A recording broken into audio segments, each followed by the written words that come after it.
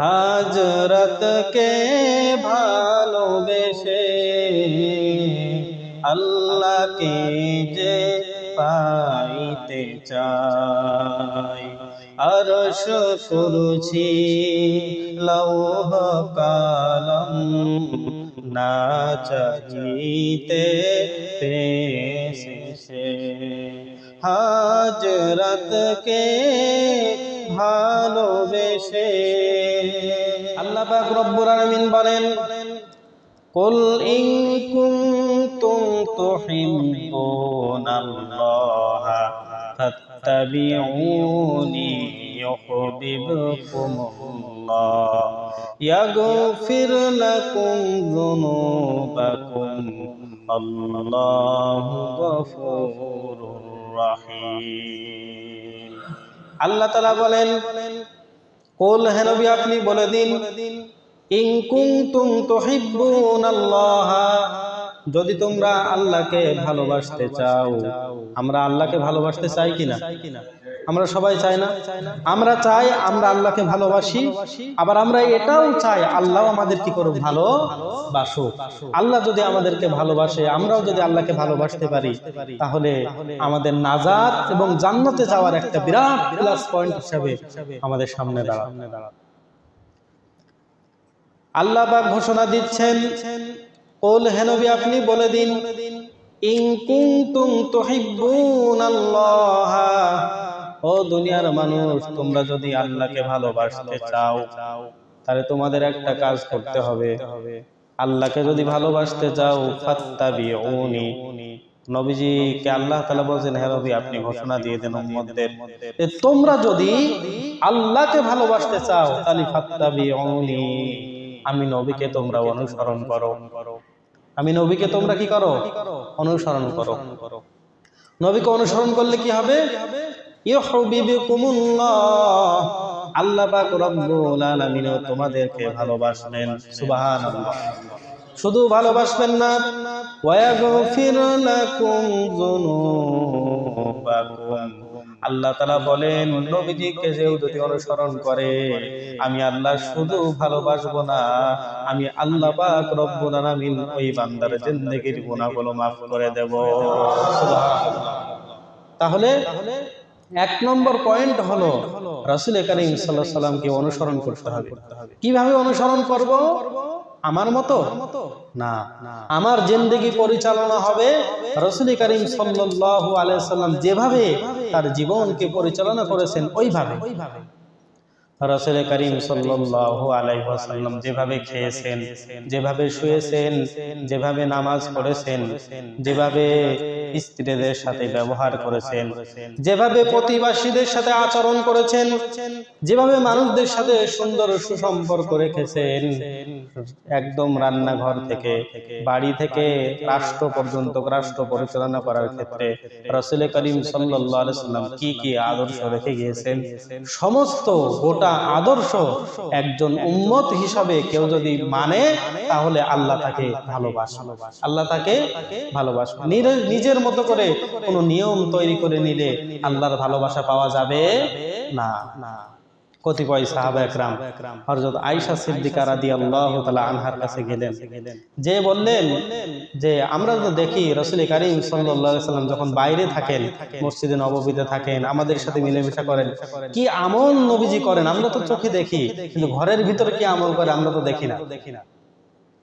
সাহাবা একরাম প্রশ্ন করলেন, আয়েশা সিদ্দিকা রাদিয়াল্লাহু তাআলা আনহার কাছে আরজ করলেন, রাসূল কারীম সাল্লাল্লাহু আলাইহি ওয়াসাল্লাম ঘরের ভিতরে কি আমল করে আমাদের একটু বলেন, একটু জানতে মনে চায়। তিনি তো সকল নবীদের সেরা, সকল নবী রাসূলের সেরা, সকল নবীর নবী, সবার শ্রেষ্ঠ, তিনি কি আমল করেন ঘরের ভিতরে আমাদের জানতে মনে চায়। আয়েশা সিদ্দিকা রাদিয়াল্লাহু তাআলা আনহা বললেন, রাসূল কারীম সাল্লাল্লাহু আলাইহি ওয়াসাল্লাম রাতে নামাজ পড়েন, রাতে নবীজি ঘুমান, আবার কিছু সময় নামাজ পড়েন। নবী করিম সাল্লাল্লাহু আলাইহি ওয়াসাল্লাম সোমবার বৃহস্পতিবারে রোজা রাখেন, অন্য দিন রোজা রাখেন না। এই কয়েকটা আমলের কথা যখন বললেন, সাহাবীদের মনে তৃপ্তি হলো না। সাহাবীরা মনে মনে বলে এত কম আমল করেন বাড়ির ভিতরে। আমরা হয়তো ভেবেছিলাম তিনি সকল রাসূলের নেতা, তিনি তো আমল আরো বেশি হবে, এটা মনে ছিল। আসলে মনে হয় আল্লাহ পাক রব্বুল আলামিন রাসূল কারীম সাল্লাল্লাহু আলাইহি ওয়াসাল্লাম এর ব্যাপারে একটি ঘোষণা দিয়েছে যে গফির লাহু মা তাকদ্দামা মিন যামবি। আল্লাহর হাবিব সাল্লাল্লাহু আলাইহি ওয়াসাল্লামের পূর্ব পরের সমস্ত গুনাহ আল্লাহ তাআলা maaf করে দিয়েছেন। নবীজির তো গুনাহ নেই, নবীরা তো মাসুম, তারপরেও আল্লাহ তাআলা ঘোষণা দিয়েছেন নবীজির পূর্বে পরের সব আল্লাহ তাআলা maaf করে দিয়েছেন। সুবহানাল্লাহ। গফির লাহু মা তাকদ্দামা মিন যামবি, পূর্বের পরে সব maaf। সাহাবীরা ভাবলেন রাসূল কারীম সাল্লাল্লাহু আলাইহি ওয়াসাল্লাম এর ব্যাপারে আল্লাহ তাআলা যে হুকুম দিয়েছেন, নবীজির পূর্বে পরে ক্ষমা ঘোষণা করে দিয়েছেন, নবীজি কম আমল করলেও চলবে, কিন্তু আমরা তো গুনাহগার। আমরা মানবিক কারণে নফসের প্ররোচনায় বিভিন্ন গুনাহের কাজ করে ফেলি, কত অন্যায় অপরাধ হয়ে যায়। এত কম আমল নিয়ে যদি আমরা কিয়ামতে উপস্থিত হই, নাজাত আমরা পাবো না। এজন্য সাহাবা একরামরা কি করলেন? তিনজন সাহাবী তারা প্রতিজ্ঞাবদ্ধ হলেন। একজন সাহাবী বললেন, আমি আজ থেকে রাতে আর ঘুমাবো না, আমি আজ থেকে রাতে আর ঘুমাবো না। আরেক সাহাবী প্রতিজ্ঞা করলো, আমি আর স্ত্রীর সাথে মেলামেশা করব না। আরেক সাহাবী প্রতিজ্ঞা করলো, আমি সারা জীবন ও সারা বছর ধরে আমি রোজা রাখবো। তিন সাহাবী কি বললো? এক সাহাবী বললো সারা রাত জেগে থাকবো, ইবাদত বন্দেগী করব। আরেক সাহাবী বললো স্ত্রীর সাথে মেলামেশাই করব না, ইবাদত বন্দেগী করব। আরেক সাহাবী বললো সারা বছর আমি কি করব? রোজা রাখবো। এই কথা যখন নবীজির কানে গিয়েছে, নবীজি বলেন, নাই ওদের তিনজনের কি কানো ডেকে আনো। নবীজির সামনে যখন তিনজন সাহাবী হাজির হলেন, রাসূল কারীম সাল্লাল্লাহু আলাইহি ওয়াসাল্লাম বললেন, কুলতুম হা হা কাজা হা কাজা, তোমরা কি এমন এমন কথা কি তোমরা বলেছো নাকি? সাহাবা একরাম বললেন, হ্যাঁ ইয়া রাসূলুল্লাহ, আমরা বলেছি। রাসূল কারীম সাল্লাল্লাহু আলাইহি ওয়াসাল্লাম তখন বললেন, লা রুহবানিয়াতা ফিল ইসলাম, ইসলামের ভিতরে কোনো বৈরাগ্যতা নেই। আনা আতকাকুম লিল্লাহি ওয়া আখশাকুম লাহু,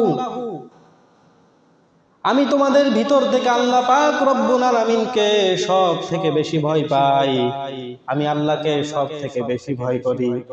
আমি রাসূল কারীম সাল্লাল্লাহু আলাইহি ওয়াসাল্লাম আল্লাহকে যেইভাবে ভয় পাই, যত বেশি ভয় পাই, তোমরা কেউ এত পরিমাণ ভয় পাও না। সুবহানাল্লাহ। নবীজি বললেন, সব থেকে আমি আল্লাহকে বেশি ভয় পাই। আমি নবীজি রাতে ঘুমাই, আবার রাতে কিছু সময় ইবাদত করি। আমি নবীজি স্ত্রী পরিবার পরিজনের সাথে মেলামেশা করি, তাদের সাথে ঘর সংসার করি। আমি নবীজি সাল্লাল্লাহু আলাইহি ওয়াসাল্লাম মাঝে মধ্যে রোজা রাখি, মাঝে মধ্যে রাখি না, মাঝে মধ্যে রোজা রাখি, মাঝে মধ্যে রাখি না। তাহলে নবীজি বললেন, না, সারা রাত জেগে থাকবেন, আপনি ইবাদত বন্দেগী করবেন, পরে আপনার সমস্যা হবে। আপনার স্ত্রী সন্তান আপনি রাখবেন না, পরে আপনার ঝামেলা পোহাতে হবে। আপনি সারা বছর রোজা রাখবেন, এটা কিনা ইসলাম অনুমতি দেয়। ঈদের দিন আপনি চাইলে কি রাখতে পারবেন না, রোজা রাখতে পারবেন না। কুরবানির দিনগুলোতে যে 3 দিন কুরবানি করা লাগে, এই 3 দিন আপনি ইচ্ছা করলেও রোজা রাখতে পারবেন না। এই দিনগুলোতে আল্লাহ তাআলা রোজা রাখা হারাম করেছে। আবার চাইলেই আপনি আবেগ বশত আপনি একাধারে রোজা রাখলেন, আপনার শরীর দুর্বল হয়ে গেল, এরকম রোজা আপনি রাখতে পারবেন না। আপনার সব ঠিক রেখে এরপরে আপনার ঠিক রাখতে হবে, রোজা রাখতে হবে।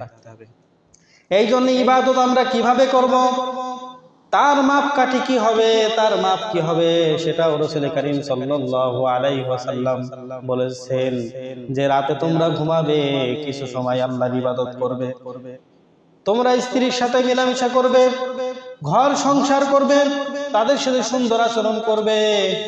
তোমরা সোমবার বৃহস্পতিবার চাইলে রোজা রাখবে, আর বাকি দিনগুলোতে রোজা ছাড়া তোমরা থাকবে। মাঝে মধ্যে রোজা রাখবে, আবার মাঝে মধ্যে ছাড়বে। এইভাবে নবীজি বলে দিয়েছেন। তার মানে সাহাবা একরামরা বলেছিলেন আমরা তো গুনাহগার, আমাদের ইবাদত বন্দিকে অনেক বেশি দরকার, নাহলে তো আমরা নাজাত পাবো না, আমরা তো পার পাবো না। নবীজিকে তো আল্লাহ তাআলা পূর্বে পরে সব মাফ করে দিয়েছেন, আমাদের তো এরকম ক্ষমার কোনো ঘোষণা আসেনি, সুতরাং বেশি ইবাদত করা লাগবে। এই জন্য ইসলামের ভিতরে বেশি ইবাদত করা লাগবে বিধায় আপনি নবীজির তরিকা আদর্শ বাদ দিয়ে একবারে সব কিছু ছেড়ে দিয়ে, স্ত্রী সন্তান ঘর বাড়ি ছেড়ে দিয়ে, ঘুম টুম সব ছেড়ে দিয়ে একবারে আপনি আল্লাহর হলে জঙ্গলে চলে যাবেন, এটা কি হয় না, ইসলাম সাপোর্ট করে না। এই জন্য ইসলাম বলেছেন, রাসূল কারীম সাল্লাল্লাহু আলাইহি ওয়াসাল্লাম বলেছেন লা রুহবানিয়াতা ফিল ইসলাম, ইসলামের ভিতরে কোনো বৈরাগ্যতা নেই। তাহলে আল্লাহর কাছে পৌঁছতে হলে, আল্লাহর ভালোবাসা পেতে হলে 1 নম্বর আমল আমাদের কি হবে বলেন? রাসূল কারীম সাল্লাল্লাহু আলাইহি ওয়াসাল্লামের অনুসরণ। বলেন কি হবে 1 নম্বর আমল? রাসূল কারীম সাল্লাল্লাহু আলাইহি ওয়াসাল্লামের অনুসরণ হবে। হযরতকে ভালোবেসে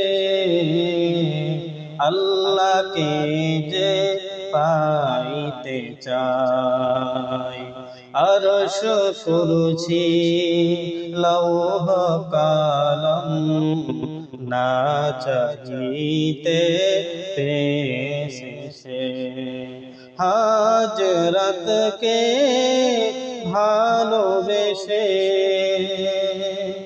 রাসূল কারীম সাল্লাল্লাহু আলাইহি সাল্লামকে আগে ভালোবাসতে হবে, মহব্বত করতে হবে, নবীজির যেইভাবে আমল করেছেন ওইভাবে আমল করতে হবে, তাহলে 1 নম্বর আমরা আল্লাহ তাআলার ভালোবাসা পাবো। এই জন্য কিছু বাড়াবাড়িও করা যাবে না, আবার কিছু ছাড়াছাড়িও করা যাবে না, যেভাবে আমল করেছেন ওইভাবে আমল করতে হবে।